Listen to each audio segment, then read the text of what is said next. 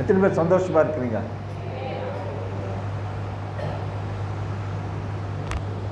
தமிழில் ஒரு பழமொழி உண்டு. சார் நானே தமிழில் ஒரு பழமொழி உண்டு, எல்லாருக்கும் தெரியும். ஆற்றுல ஒரு கால், ஆற்றுல ஒரு கால், சேத்துல ஒரு கால். நீங்கள் அதிகமாக நேச அன்புதேன்னு அதுமாதிரி கால வேலைக்கால் நன்றியோடும் ஸ்தோத்திரம் துதிக்கிறோம்.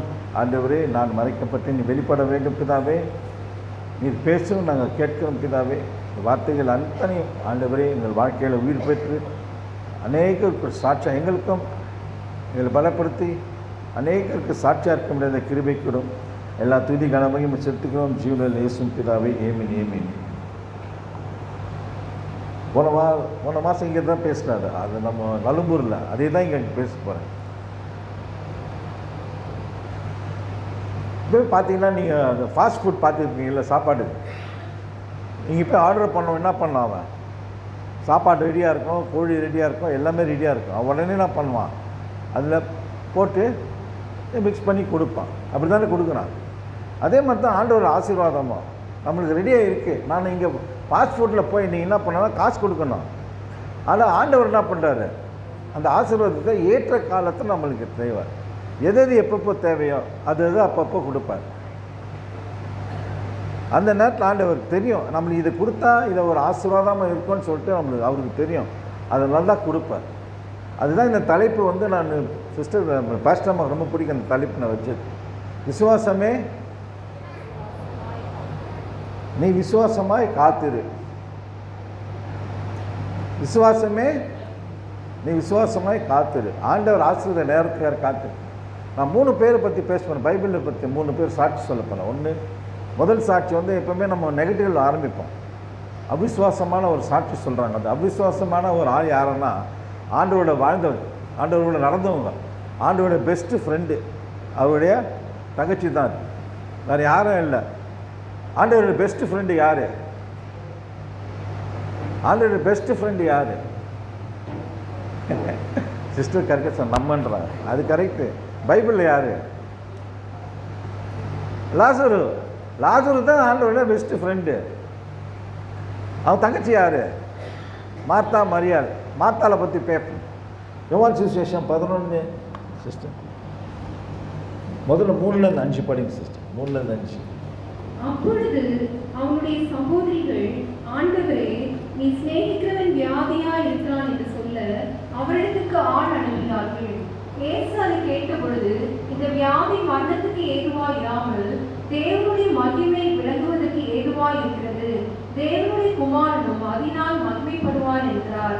இயேசு மார்த்தாளிடத்திலும் அவளுடைய சகோதரியிடத்திலும் லாசருவினிடத்திலும் அன்பாய் இருந்தார். அல்லேலூயா.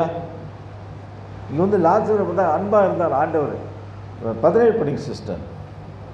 இயேசு வந்தபோது அவன் கல்லறையில் வைக்கப்பட்டு 4 நாள் ஆயிற்றென்று கண்டார். அல்லேலூயா. மெசேஜ் போது ஆண்டவருக்கு. பட் ஆண்டவர் தள்ளி என்ன பண்ணுறார், 4 நாள் பொறுத்து தான் வர்றார். 4 நாள் பொறுத்து தான் வர்றார். அது அடக்கம் பண்ணி 4 நாள் ஆகிப்போச்சு. அதுக்கப்புறம் தான் அந்த வராரு வீட்டுக்கு. வந்த உடனே என்ன பண்ணுவார்? இப்போ யோசிச்சு பாருங்கள். நீங்கள் ஒரு காரியத்துக்காக ஒருத்தருக்காக கேட்கணும்னு ஆசைப்படும் போது திடீர்னு அவரே உங்கள் வீட்டுக்கு வந்துட்டாருன்னா எப்படி இருக்கும்? ஒரு மெசேஜ் அனுப்புறீங்க, இந்த மாதிரி வாங்கன்னு சொல்லிட்டு அவர் கொஞ்சம் லேட்டாக வந்தோட வீட்டுக்கு வந்தால் நம்ம என்னமோ சந்தோஷப்படும். ஆனால் இந்த மாதிரி நான் பண்ணுறாங்க, முதல்ல போகிறாங்க, போய் பார்க்கும்போது ஆண்டவரே நீ இருந்திருந்தா என் அண்ணன் இறந்துருக்க மாட்டான்னு சொல்லி சொல்கிறாங்க. பட் ஆனால் ஆண்டவர் வந்துட்டார். ஆண்டவர் வந்துட்டோன்னே என்ன பண்ண, எப்படியும் ஆண்டவரை பற்றி தெரிஞ்சவங்க, அவிசுவாசி கிடையாது. இந்த அம்மாவுக்கு ரொம்ப க்ளோஸ் ஃப்ரெண்டு, எல்லாமே தெரியும் ஆண்டவர் பற்றி. ஆனால் என்ன பண்ணுறாங்க, ஒரு வார்த்தை, ஆண்டவர் நான் வந்துட்டாரே சரி, எப்படியும் மகன் வந்துடு, அண்ணன் உள்பட்சிமா ஏதாவது வந்துடும், ஏதோ நடக்கும், ஆண்டவர் பெரிய ஒரு அதிசயத்தை எங்கள் வாழ்க்கையில் செய்வாரும் தெரிஞ்சு அவரை பற்றி தெரிஞ்சவங்க உங்களையும் என்னைய மாதிரி ஆண்டவர் தெரிஞ்சும் என்ன பண்ணுறோம், நம்ம பாதி நேரம் அவிசுவாசத்தை நடக்கும். அப்போ ஆண்டவர் என்ன பண்ணுறார்? 39 படிங்க சிஸ்டர். இயேசு கல்லை எடுத்து போடுங்கள் என்றார். அல்ல ஒரு ஏசு என்ன பண்ணுறாரு, நான் வந்து கல்லை எடுத்து போடுன்னு சொல்கிறாரு. கல்லை எடுத்து போடுன்னு சொன்னோன்னா என்ன பண்ண நீங்கள், ஐயோ சந்தோஷமாக போட்டு ஆண்டவர் ஏதோ ஒரு அற்புதத்தை அதிசயத்தை செய்ய போகிறான்னு சொல்லிட்டு சொல்லணும். சொல்லணுமா இல்லையா? அந்த அம்மா ஆனால் அதுக்கு அந்த அம்மா என்ன சொல்கிறாங்க பாருங்க. மார்த்தாள் அவரை நோக்கி, ஆண்டவரே, இப்பொழுது நாளுமே 4 நாள் ஆயிற்றே என்றார். அல்லேலூயா. ஆண்டவருக்கு அந்த அம்மா கற்றுக்கிட்டு 4 நாள் ஆகிப்போச்சு நாத்தடிக்கமே. அவ்வளோ அழகாக விசுவாசத்தில் வந்துட்டு அந்த அம்மா டக்கு என்ன பண்ணுறாங்க, உலகத்தை பார்க்குறாங்க. உலக சூழ்நிலையை பார்த்த உடனே என்ன பண்ணுறாங்க, நாத்தடிக்கும் நாரும் பெயின். ஆண்டவர் தெரியாதா?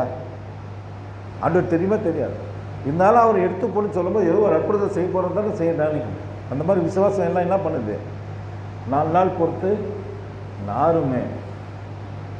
நம்மளாம் நிறைய நாட்கள் அப்படி தான் ஆண்டவர்கிட்ட சொல்லிக் கொடுக்கணும். ஆண்டவருக்கு ஒன்றுமே தெரியாது நம்மளை பற்றி. நம்மளுக்கு எப்பவுமே நம்மளை விசுவாசம் என்ன தரமா, எனக்கு இதுதான் வேணும் இதுதான் வேணும். இப்போ நான் வந்து இதான் ஃபாஸ்ட் ஃபுட் எதுக்கு சொன்னேன்னா அதுதான். நான் போய் நின்னேன்னா அதை எனக்கு செய்து கொடுத்துடணும். ஆண்டவரே லாசூரை நீ அங்கேருந்தே சொல்லு, நடக்கும் நடக்காது சொல்லு, ஆனால் அங்கேருந்தே சொல்லு, அப்போ தான் எனக்கு கரெக்டு. இல்லைன்னா நீ வந்து நீ எழுப்பி தான் நாத்தடிக்கும். அதாவது நம்ம நேரத்துக்கு தான் ஆண்டவர் நம்மளை ஆசீர்வதிக்கணும்னு ஆசைப்படுது. அந்த மாதிரி ஆண்டவர் பண்ணுவார். பட் ஆனால் அது எப்படி இருக்குன்னு எனக்கு தெரியாது. ஆனால் அவருடைய சித்தத்தின்படி ஆசீர்வதிக்கும் போது அது ஆசீர்வாதம். ஏன்னா blessings of the God with riches no sorrow added to it. அதாவது ஆண்டவர் ஆசீர்வாதத்துக்கு இதுவே கிடையாது. பழமை நீதிமொழிகளில் சொல்லியிருக்கு. ஆண்டவர் ஆசீர்வாதம் எப்பவுமே என்ன பண்ணுறது, எதுவுமே சந்தோஷத்தை கொண்டு வரும், துக்கத்தை கொண்டு வராது. ஆனால் நம்ம கேட்குற விசுவாசத்தில் கேட்குற எத்தனைமே பண்ணி சந்தோஷம் கொண்டு வரும்போது துக்கத்தை கொண்டு வரும்போது தெரியாது. ஏன்னா ஆண்டவர் என்ன பண்ணுறார், ஒரு சின்ன நம்மளுடைய உலகத்துக்கு கொண்டு வரும். ஆண்டவர் சொன்னார், வான சிங்காசனம் பூமியை பாதப்படி எவ்வளோ பெரிய தேவன். ஆனால் நம்ம என்ன பண்ணுறோம், அவர் சின்ன கிண்ணத்துக்குள்ளே கொண்டு வந்து எனக்கு இது செய்யுது.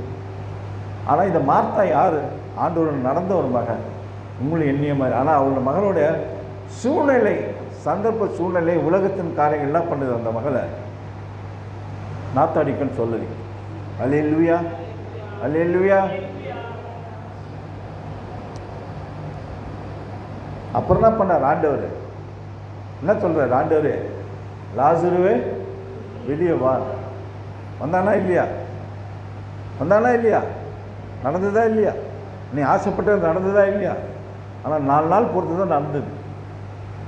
இதே முதல் நாளே நடந்துருந்தா நீ என்ன சொல்லியிருப்ப, ஏசு பெரியவர், ஏசு நல்லவர், ஏசு இது. 4 நாள் நீ எதிர்பார்க்குற தள்ளி போச்சுன்னு வச்சுங்க, என்ன பண்ணுறீங்க நீங்கள்? நீங்கள் என்ன தேதி, 15 செப்டம்பர், அக்டோபர் 15க்கு ஏதோ நீ வேண்டிக்கிட்டு இருக்கீங்க. 15 ஏதோ ஒரு ரிசல்ட்டு ஏதோ ஒன்று வரப்போகுது. என்ன பண்ணுறீங்க, இன்னிலேருந்து ஆண்டவரே விசுவாசத்தை ஜெபம் பண்ணு அப்படியே போயிட்டே இருக்கு. அக்டோபர் 15 வருது, ஒன்றுமே நடக்கலை. என்ன பண்ணீங்க, என்ன பண்ணுவீங்க? என்ன ஆண்டவரே இந்த மாதிரி பண்ணிட்டே, இது பண்ணு இவ்வளோ ஜெபம் பண்ணுங்க. 30 நாள் முட்டையாளி போட்டு ஜெபம் பண்ணேன், 30 நாள் உபவாசம் ஜெபம் பண்ணேன், என்ன பண்ணல இதை பண்ணேன். ஆண்டவர் என்ன பண்ணிக்கிறாரு, ஆண்டவர் என்ன வச்சுக்கிறாரு, அக்டோபர் 17 கொடுக்க வச்சிருக்காரு. நீங்கள் 15லே முடிச்சுட்டு 14 ஆண்டவர் திட்ட ஆரம்பிக்கிறீங்க. ஒரு மாதமாக விட்டு நாத்தடிக்காதா, ஒரு மாதமாக போயிடுச்சு நாத்தம் அடிக்கமே. ஆனால் என்ன பண்ணுறாரு ஆண்டவர், உங்கள் அவிசுவாசத்தை அவர் விசுவாசத்தில் மிஞ்சி என்ன பண்ணுறாரு, 17ஆம் தேதி உங்களை ஆசீர்வதிக்கிறார். விசுவாசமே நீ விசுவாசமாய் காத்திரு. 2வது விசுவாசத்துக்கு 2 பேர் பேசுவார். ஃபர்ஸ்ட் கிளாஸ் ஒரு ஆதியாகமம்,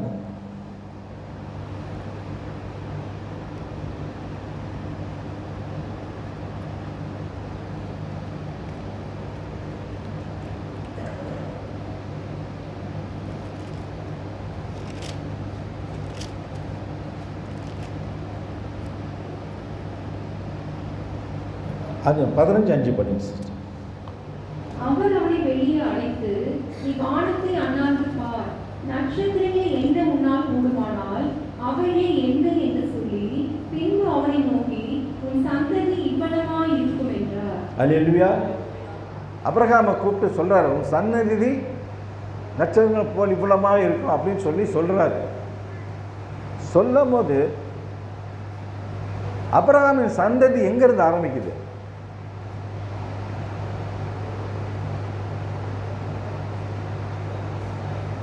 உங்கள் சந்ததி எங்கேருந்து ஆரம்பிக்கிறது? உங்களுடைய சன்னதி தாத்தா கல்லது, அது தாத்தாவோட சந்ததி. உங்கள் சந்ததி எங்கேருந்து ஆரம்பிக்குது?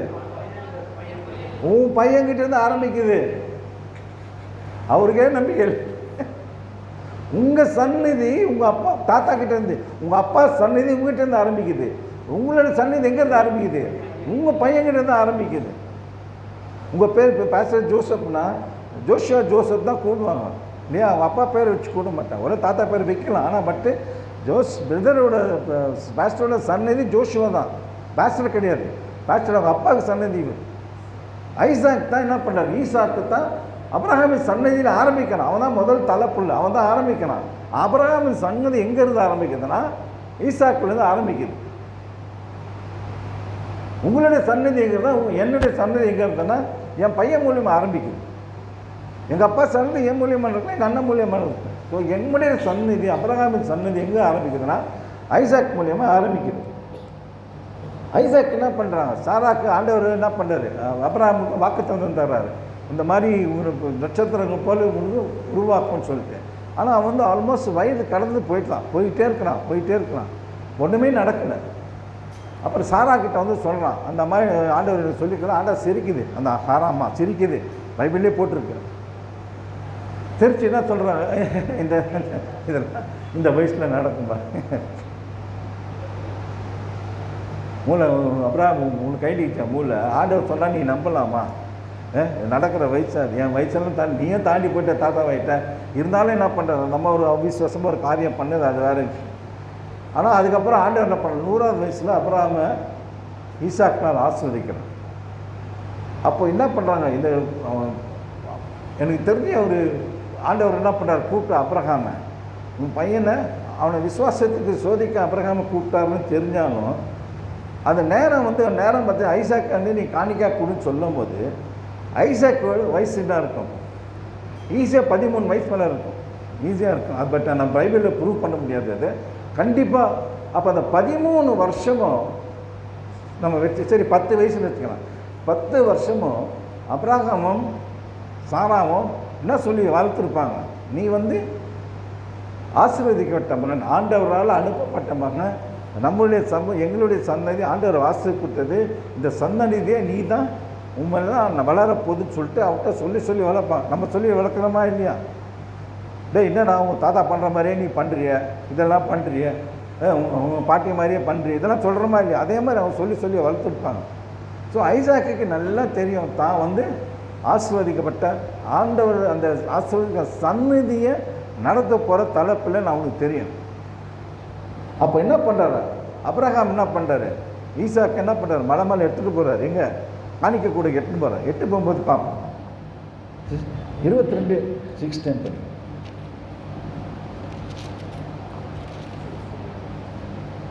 நீ உன் புத்திரன் என்றும் உன் ஏக சுதனிலும் பாராமல் 22:6 அப்ரஹாம் 22:6.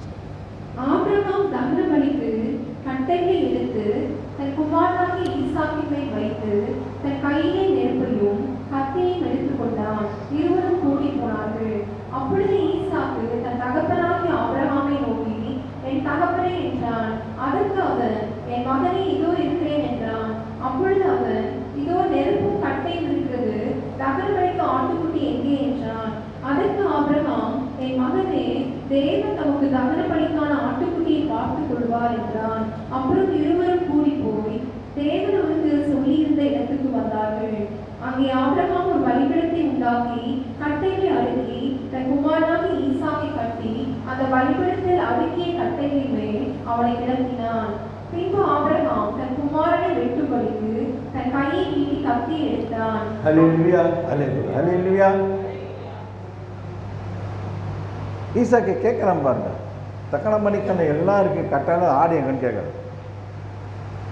அவர் ஆபிரகாம் சொல்ல அப்பா அனுப்புறாரு. இப்போ இந்த ஆடுக்கு தெரியுமா இல்லையா? ஈசாக்கு தான் ஆடுன்னு தெரியுமா? தெரியும். ஏன்னா எதுவுமே இல்லை, மலைக்கு போயிட்டாங்க, தனியாக போயிட்டாங்க, கூட வந்தாலும் விட்டுட்டு போயிட்டாங்க. தனியாக போகும்போது இப்போ தகன பலி என்ன தான் கொடுக்க போகிறாரு ஈசாக்கு தெரியும். இந்த மாதிரி சூழ்நிலை நீங்களாம் நாமளாம் என்ன பண்ணுவோம்? என்ன பண்ணுவோம்? பலி இருக்குது, இது இருக்குது, எல்லாமே இருக்குது. எங்கள் அப்பா என்ன தான் பலி கொடுக்குப்பார் சொன்னால் என்ன பண்ணுவோம்? என்ன பண்ணுவோம்? துணியை கணக்கிட்டு கணக்கு ஓட ஆரம்பிப்போம். ஓடுவோமா இல்லையா? ஆனால் ஐசாக் என்ன பண்ணான்? ஆண்டவர் கொடுத்த வாக்கு தத்துவத்தை விசுவாசித்தான். என் ஆண்டவர் எனக்கு கொடுத்த அந்த வாக்கு தத்துவம் என் மூலியமாக தான் நிறைவேறணும்.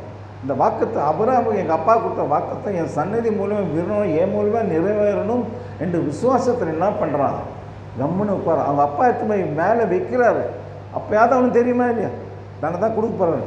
அப்போயாவது என்ன பண்ணியிருப்பான்? இறங்கி ஓடிட்டலாமா இல்லையா? கண்டிப்பாக ஓடிட்டலாம். ஆனால் அவன் ஓடல. ஏன்னா அவன் ஆண்டவர் கொடுத்த வாக்கு தத்துவத்தை விசுவாசித்தான். அந்த சின்ன வயசுல விசுவாசித்தான். அல்லேலூயா, அல்லேலூயா. அதில் தான் அபிரகாம் தேவனே, ஈசாக்கு தேவனே, யாக்கோப்பு தேவன். அவங்க அப்பா பேரும் வருது, அவன் பையன் பேரும் வருது. நடுவில் நிற்கிறான். அங்கே ஆண்டவரையும் சேர்க்கிறான், உலகத்தையும் சேர்க்கிறான். ஐசாக் எவ்வளோ பெரிய காரியம் பாருங்க. இப்போ நம்ம விசுவாசம் நம்ம சொல்கிறோம் அபிரகாம் தேவனே, ஈசாக்கும் தேவனே, யாக்கோப்பும் தேவனேன்றோம். ஆனால் அங்கே பாருங்கள், ஆண்டவரையும் உலகத்தையும் அவன் ஒரு கனெக்ட் பண்ணுறான் பாருங்க. அந்த ஒரு அழகான ஒரு அந்த இது ஆண்டவருக்கு அந்த ஈவு ஆண்டவர் அவனுக்கு கொடுத்துருக்கார். ஏன் தெரியுமா? அபிரகாம் விசுவாசம் நான் ஒத்துக்கிறேன். அவர் அபிரகாம் விசுவாசம் தந்தையாக இருந்தாலும் தமிழில் திரும்ப நம்ம தமிழ் பழமை நம்மளை மாதிரி கிறிஸ்துவத்தை யூஸ் பண்ணுறது உண்மையிலே சொல்ல நிறைய இருக்குது. லாஸ்ட் டைம் உங்களுக்கு தனியாக 3 குட்டி கதை ஒரு கட்டி கதை சொன்ன ஞாபகம் இருக்கா? எங்கே ஞாபகம் இருக்குது நம்ம அதெல்லாம்? நீங்கள் பேசுகிறதே நீங்கள் ஞாபகம் இல்லை. பார்த்து 6 மாதம் ஆச்சுன்றீங்க. ஐயா போன வருஷம் தான் நான் பார்த்தேன், போன மாதம் எங்கே பார்த்தேன்றீங்களே, அப்படி தான் சொல்கிறீங்க. மைண்ட் வாய்ஸ் சொல்கிறது. இவர் எங்கேயோ பார்த்த மாதிரி ஞாபகம் இருக்குது. எப்பயோ ஒரு ஆள் போன வாரம் அந்த பக்கம் நலும்பூர் பக்கம் போனால் அப்போ ரோட்டில் பார்த்துருப்பேன். அப்படி தான் யோசிக்கிறீங்க. அபிரகாம் என்னது விசுவாசத்தை தந்தை சொல்லும்போது தமிழில் நல்ல ஒரு பழமொழி இருக்குது. என்னது? தாய் 8 அடி பாய்ந்தா குட்டி 16 அடி பாயம்மா. அபிரகாம் தந்தை என்ன பண்ணார்? 8 அடி பாய்ஞ்சார். ஐசாக் என்ன பண்ணான்? 16 அடி பாய்ஞ்சான். எவ்வளோ பெரிய விசுவாசம் பாரு. அதனால தான் ஆண்டவர் என்ன பண்ண, அபிரகாமின் தந்தை இவனு பேரை வச்ச அபிரகாமின் தந்தை இருந்தாலும் ஈசாக்கின் தந்தை, யாக்கோப்பின் தந்தை காத்திருந்தான். தனக்கு தெரியும், அவனுக்கு தெரியும் ஆண்டவர் கொடுத்த வாக்குத்தத்தம் என் வாழ்க்கையில் எப்போது நிறைவேற நேரத்தில் கண்டிப்பாக நிறைவேறுச்சு. அல்லேலூயா. விசுவாசமே. சரி, 3வது பார்க்கலாமா? லூக்கா 1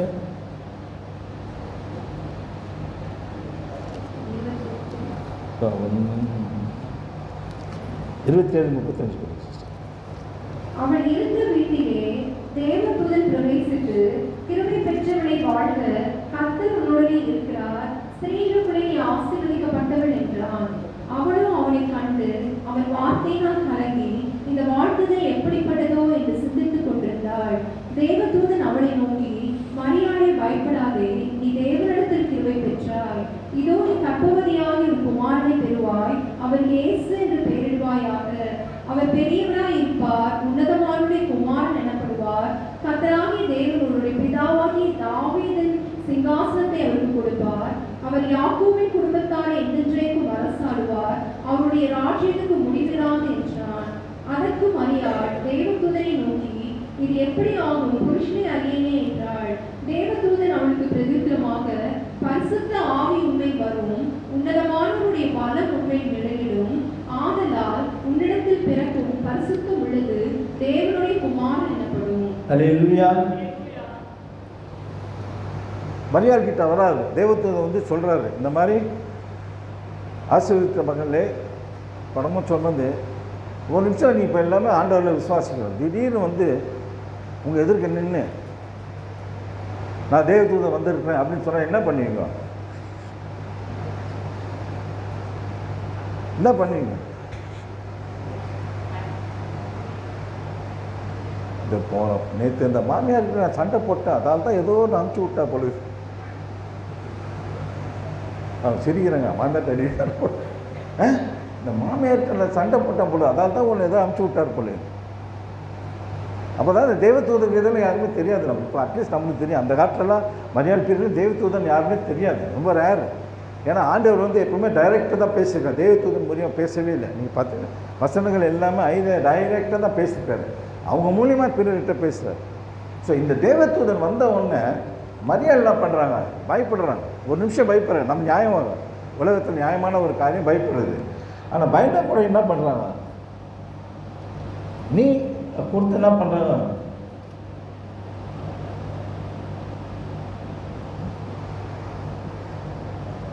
முப்பத்தொன்னு படி. இது தேவதூதன் என்ன சொல்றான், இதோ நீ கர்ப்பவதியாகி ஒரு குமாரனை பெறுவாய், அவருக்கு இயேசு என்று பெயரிடுவாயாக. ஆமென், அல்லேலூயா. திடீர்னு ஒரு தேவதூதன் வந்து இப்போ தான் என்கேஜ்மெண்ட் ஆன அந்த அம்மா கிட்ட வந்து நீ திடீர்னு குழந்தைய பிறப்பாய் அப்படின்னு சொல்லும் போது எப்படி இருக்க மாதிரி யோசிச்சு பாருங்க. எப்படி இருக்கா அந்த இடத்துல அந்த அம்மா, எப்படி இருக்கும்? யாராவது அவர் சொன்ன நீங்க என்ன பண்ணீங்க, என்ன பண்ணீங்க? ஓ போய் அவர் வேலை இல்லையா அவனுக்கு, தேவையில்லாத பிரச்சனை, ஆல்ரெடி குடும்பத்தில் பிரச்சனை இருக்குது, நீ மரியாதை வெளியே போன்னு சொல்லி நீ தேவதூதனாரு இல்லை ஆண்டவனே நம்ம நிறையா சொல்லலாம். ஆண்டவனே வந்தாலும் நான் நம்ப மாட்டேன் நீ போன்னு சொல்லியிருப்பான். ஆனால் அந்த மாதிரி என்ன பண்ணாங்க, ஒரே அது பதில் சொல்கிறாங்க. என்ன பண்ணுறாங்க, அதுக்கு மரியாதை தேவதூதன் இப்படி இருக்கும் புருஷனே நான் அறியேன் என்றால், அதற்கு தேவதூதன் பிரதியுத்தமாக பரிசுத்த ஆவியும் உண்மைன்னு வரும்போது இன்னொன்று மரம் பரிசுத்த உண்மையால் வரும்போது நீ கர்ப்பவதியாக சொல்ற. அந்த காலகட்டத்திலும் பரிசுத்தாவி கிடையாது. பரிசுத்தாவினா யாருன்னே தெரியாது. பரிசுத்தாவி பழைய இதில் கொஞ்சம் கொஞ்சமாக இங்கே கொடுக்கப்பட்டதாக இருந்து தொட்டு பரிசுத்தாவிலேருந்து இப்போ இருக்கிற மாதிரி அந்த இடத்துல பரிசுத்தாவே கிடையாது. தேவதூதன் வந்து ஃபஸ்ட்டு கரெக்டு வந்தான், நான் ஆண்டவர்கிட்டருந்து வரேன்றான், அது சரி ஓகே ஊற்றணும். திடீர்னு வந்து பரிசுத்தாவிகள் இறங்குவார் சொன்னால் எப்படி இருக்கும்? நம்ப முடியுமா? நம்ப முடியாது. நம்ப முடியாது. திடீர்னு நீங்கள் தூங்கிட்டு இருக்கும்போது எழுப்பி விதா நீங்கள் தான் ஒரு ஸ்டாலின் உங்களுக்கு சீஃப் மினிஸ்டர் அனௌன்ஸ் பண்ணுறாரு சொன்னால் நம்புவீங்களா? நீங்கள் நம்ப முடியுமா? சொல்லுங்க பாப்பா. எழுப்பி திடீர்னு உங்களை எழுப்பி இந்த மாதிரி ஆகிட்டுங்க உங்களுக்கு இப்போ தமிழ்நாட்டில் அரசு இது கிடையாது, லாட்ரி கிடையாது. அவங்க எழுப்பி தமிழ்நாட்டு அரசு 1 கோடி ஊந்தா என்ன பண்ணுவீங்க? என்ன பண்ணீங்க? ஏன்சி சொல்லுங்க.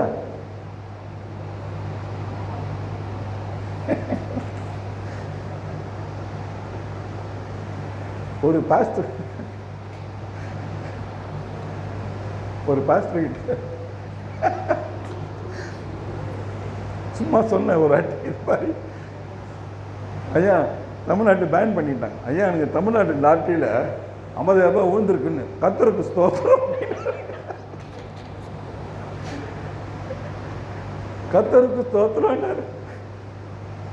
நான் சொன்னேன், ஐயா நீங்கள் என்ன நீங்கள் தமிழ்நாடு லாட்டரி சீட்டு பேன் பண்ணி எத்தனை வருஷம் ஆகி போச்சுன்னு, அதுவும் கர்த்தருக்கு ஸ்தோத்திரம்னாரு. அல்லேலூயா. அப்பேற்பட்ட சூழ்நிலையில் பரிசுத்தாவியை பற்றி அந்த அம்மா பேசும்போது யோசிச்சு பாருங்க எப்படி இருக்கு அந்த அம்மாவுக்கு. ரொம்ப கஷ்டம் உண்மையிலேயே. வந்து அந்த காலத்தில் வந்து இதை ஒரு விபச்சாரின்னு வாங்கும், இந்த மாதிரி ஏதோ ஆச்சுன்னா அப்போ விபச்சாரின்னா தண்டனை கல்லால் அடித்து கொள்வான். அப்பேற்பட்ட தண்டனை அந்த அம்மா வந்து இது நடந்ததுன்னா தெரியும், திடீர்னு தான் ஆகிப்போச்சுன்னா என்ன தெரியும், எப்படி சொல்ல முடியும்? ஆனால் அந்த அம்மா பாரு விசுவாசத்தோட ஒரு வார்த்தை சொல்கிறான் பாரு. 38 படிங்க சிஸ்டர். அதற்கு மரியாள் 38 தான். அதற்கு மரியாள், இதோ நான் ஆண்டவருக்கு அடிமை, உம்முடைய வார்த்தைப்படி எனக்கு ஆக கடவுள் என்றாள். அப்பொழுது தேவதூதன் அவளிடத்திலிருந்து போய்விட்டான். அல்லேலூயா. இதோ நான் ஆண்டவருக்கு அடிமை. எத்தனை பேர் இது வரைக்கும் ஆண்டவருக்கு அடிமைன்னு சொல்லியிருக்குது? எத்தனை பேர் சொல்லியிருக்கு? நம்ம என்ன சொல்கிறோம், எல்லாமே நான் ஆண்டவர் பிள்ளை, ஆசிரியத்திட்டம்பாங்க, எல்லாம்பாங்க, நான் இது உரிமை எல்லாம் சொல்கிறோன்னு. என்னைக்காவது நம்ம ஆண்டவர் அடிமைன்னு சொல்லியிருக்கிறோமா? எந்த சூழ்நிலையில் அந்த மாதிரி சொல்கிறா பாரு. என்ன மாதிரி விசுவாசம் பாருங்கள். மரியாதை விசுவாசத்தின் தாயினா, ஒரு விசுவாசத்தின் தந்தை இவர்தான், விசுவாசத்தின் தாயினா மரியாதை தான். அப்பேற்பட்ட சூழ்நிலையில் என்ன பண்ணுறேன், ஆண்டவர் அடிமை நான் அப்படின்னு. நம்ம எத்தனை பேர் அந்த மாதிரி சொல்லுவோம் ஆண்டவர் அடிமைன்னு சொல்லி? எந்த சூழ்நிலையிலும் நம்ம விசுவாசம் டிஸ்டர்ப் ஆகக்கூடாது. ஆமாம், ஆகாதுன்னு சொல்லலை. ஆமாம், சில டைமில் அப்படி இப்படி நம்ம எப்படியுமே நம்ம இது மாதிரி அந்த சினிமாவில் காட்டுவோம் பார்த்தீங்கன்னா, ஒரு ஐசியூவில் உட்காந்துப்பா இப்படி இப்படி இப்படி போயிட்டே இருக்கும். அது மாதிரி தான் நம்ம விசுவாசம். ஏறம் இறங்கும், ஏறம் இறங்கும். நல்லா இருக்கும்போது ஏறும், நல்லா இல்லாக்கே இறங்கணும். இப்படியே போயிட்டே இருக்கும் வாழ்க்கை, கிறிஸ்துவ வாழ்க்கை. என்றைக்குமே இப்படியே போக மாட்டேங்குது. இல்லை இப்படியே கிறிஸ்துவ வாழ்க்கை இப்படி போகக்கூடாது, இப்படியே தான் போகணும் கிறிஸ்துவ வாழ்க்கை. ஆனால் நம்மளுடைய விசுவாசம் என்ன பண்ணோம்? இப்படி போய் திரும்ப ஒரு ரவுண்ட் அடிச்சுட்டு இப்படி சுற்றி சுற்றி சுற்றி வந்துட்டே இருக்கும். கர்த்தருக்கு காத்திருப்போது ஒருபோதும் வைக்கப்பட்டு போக மாட்டேன். கர்த்தருக்கு விசுவாசமாக காத்திருப்பவர்கள் வைக்கப்பட்டே போக மாட்டாங்க. அப்போ நீ என்ன பண்ண? விசுவாசமே நீ விசுவாசமாய் காத்திரு. அல்லேலூயா. இன்னும் ஒரே ஒரு வசனம் மட்டும் 1 யோவான் 5:14. நாம் எதையாகிலும் அவருடைய சித்தத்தின்படி கேட்டால் அவர் நமக்கு செவி கொடுக்கிறார் என்பதே அவரை பற்றி நாம் கொண்டிருக்கிற தைரியம். அல்லேலூயா. அவரோட சித்தத்தின்படி நம்ம கேட்கும்போது நமக்கு செய்வான்ற ஒரு தைரியம் நம்ம இருக்கு. நம்ம எத்தனை பேர் அவர் சித்தத்துக்கு கேட்குறோம்? ஆண்டவர் எனக்கு என்ன வச்சுருக்கேன் வாழ்க்கையில்? சரி, இன்றைக்கி செப்டம்பர் 15, 2024 இந்த நாளில் எனக்கு என்ன வச்சுருக்கேன் ஆண்டவர்? இல்லை செப்டம்பர் 16 என்ன வச்சுருக்கேன்? எத்தனை பேர் நம்ம கேட்குறோம்? சொன்ன 16 இன்னைக்கு வந்து ஆண்டவரே நீ ஞாயிற்றுக்கிழமை நான் சபைக்கு போகிறேன், சபைக்கு போது எல்லாம் நல்லா பாட்டு பண்ணோம், யாராவது ஆண்டவர் வார்த்தை ஷேர் பண்ணோம், நல்லா ஷேர் பண்ணோம், எனக்கு பிடிச்ச மாதிரி ஷேர் பண்ணோம், இது கேட்போம். 16ஆம் தேதி போயிடும், உலகத்துக்கு போயிடும். ஆண்டவர் சித்தத்தின்படி நம்ம எப்படி கேட்கணும் அப்படின்னு எனக்கு சொல்கிறேன். அது முதல்ல ஒன்று ஆரம்பித்தேன், ஒரு தமிழ் பழமொழி என்ன சொல்லுங்க? ஆற்றுல ஒரு கால் சேத்துல ஒரு கால். அது வந்து உலகத்தின் பழமொழி. ஆற்றுல ஒரு கால் சேத்துல ஒரு கால். கிறிஸ்துவ பழமொழி எத்தனமா? ஞாயிற்றுக்கிழமை ஆற்றுல, மீதி 6 நாள் சேத்துல. ஞாயிற்றுக்கிழமை மட்டும் ஆற்றுல வந்துடும், மீதி 6 நாள் சேர்த்து உலகத்துக்கு போயிடும். அப்புறம் என்ன பண்ணுது? 6 நாள் உலகத்தை உருண்டு உருண்டு உருண்டு வந்து ஞாயிற்றுக்கிழமை நல்லா குளிச்சுட்டு ஆற்றுக்கு வந்துடும். இந்த கேள்வி நான் கேட்குறேன், யோசிச்சு அவசரப்பட்டு கை தூக்கிட்டாதீங்க. எத்தனை வாரத்தில் ஒரு நாள் மட்டும் குளிக்கிறீங்க?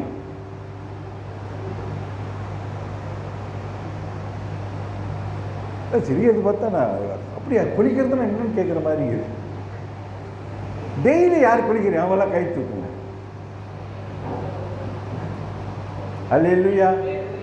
டெய்லி குளிக்கிறோமா இல்லையா? கரெக்டாக இல்லையா? அப்போ ஏன் ஒரு நாள் ஞாயிற்றுக்கிழமை மட்டும் சபைக்கு வந்து சபையில் காரியங்களில் குளிக்கிறோம்? சரி போங்க, சேத்துல போகிறது தான். ஏன்னா உலகத்தில் ஆண்டவரே சொல்கிறாரு, ஆண்டவரே ஒரு யோவான் சுவிசேஷம் 15 சொல்கிற ஆண்டவர் இவர் உலகத்தார்கள், இவர் உலகத்தை எடுக்காத ஆனால் விசுவாசமாக நடத்துன்னு சொல்கிறார். ஆண்டவர் ஜெபம் பண்ணுறாரு, இயேசு உங்களுக்காக எடுக்காங்க.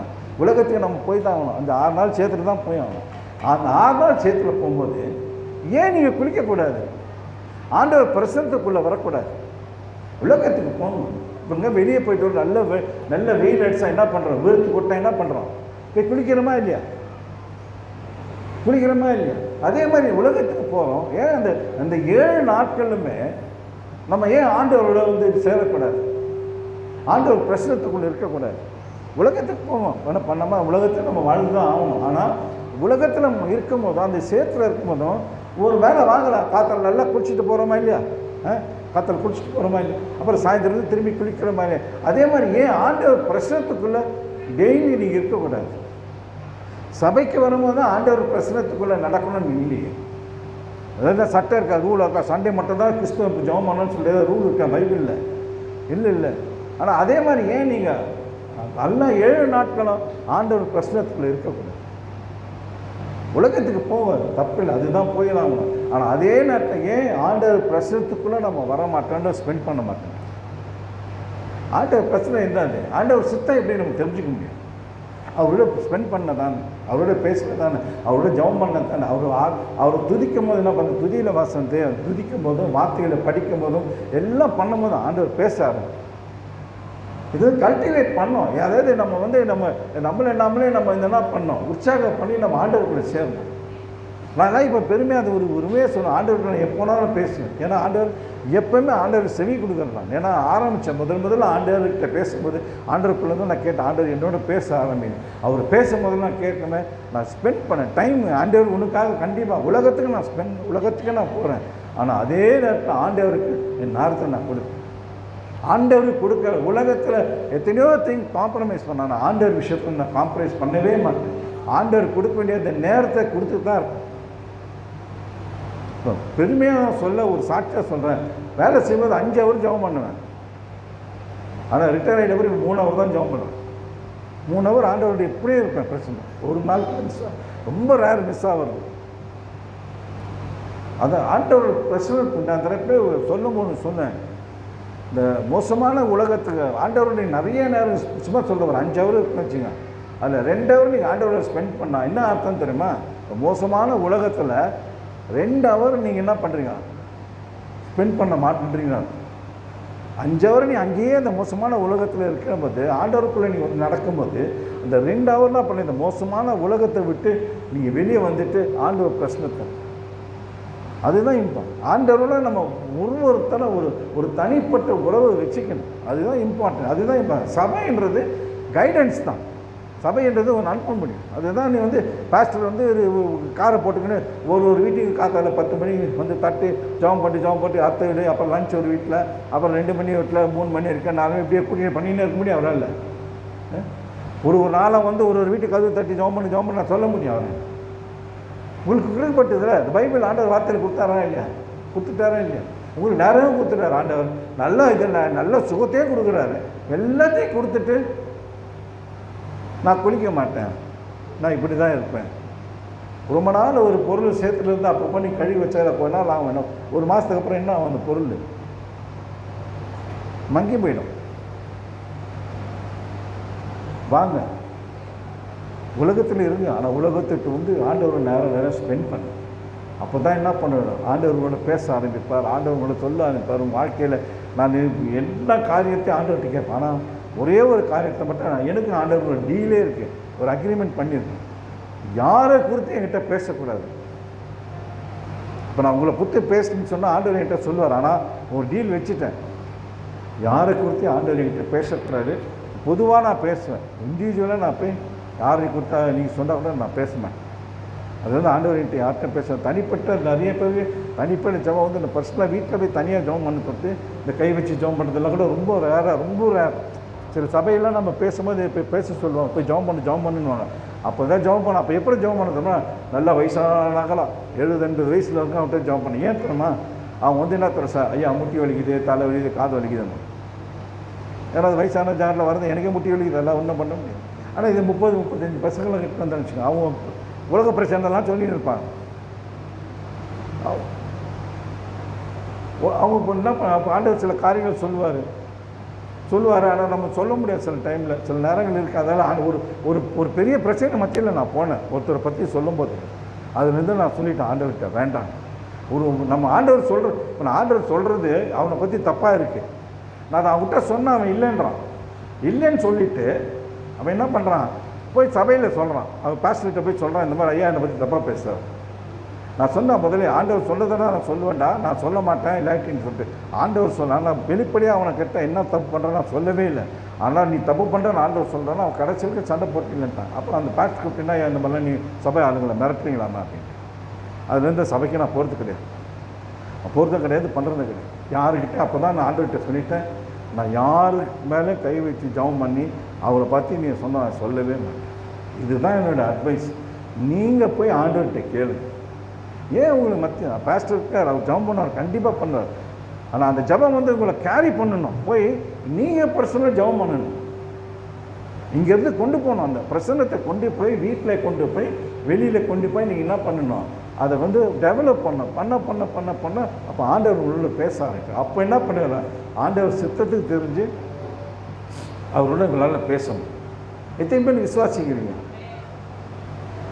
ஆண்டவர் என்னோட பேசுகிறா எத்தனை பேர் விசுவாசிக்கிறீங்க? சரி, என்ன தலைப்பு நான் கொடுத்த தலைப்பு என்ன பிரதர்? விசுவாசமே, நீ விசுவாசமாய் காத்திரு. எங்களை அதிகமாக நீ அன்பு தேவனே மேலே வேலைக்கான நன்றியோடும் ஸ்தோத்திரக்கும் துதிக்கிறோம். ஆண்டவரே, நீங்கள் பேசுனீங்க, நான் கேட்டிருந்ததாவே இது அருமையாக அந்த வேலைக்காக நன்றி ஏசப்பா. நீங்கள் எங்கிட்ட கடுகளவு விசுவாசம்தான் மலையை பேர்ந்து போக சொன்னீங்களா ஆண்டவரே.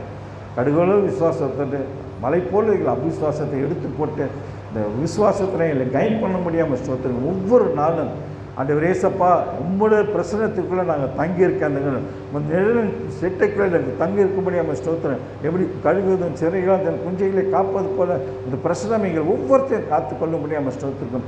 ஒவ்வொரு நாளும் ஆண்டவரே உங்கள் பிரசனத்துக்குள்ளே நாங்கள் தங்கியிருக்க அந்த கிருபைக்கும் உலகத்தின் காரியங்கள் எத்தனை இருந்தாலும் ஆண்டவரே நீர் எங்களோடு இருக்கின்ற விசுவாசத்தை நாங்கள் ஒவ்வொரு நாள் நடக்க அந்த கிருபைக்கணும். இந்த விசுவாசத்தை எங்களை பலப்படுத்தும்.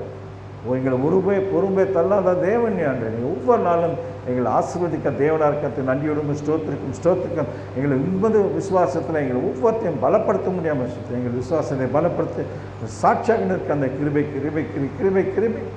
ஆண்டவரே சப்பா. எல்லா துதி கனமையும் ஜீவனில் இயேசு பிதாவை ஏமி நீமி.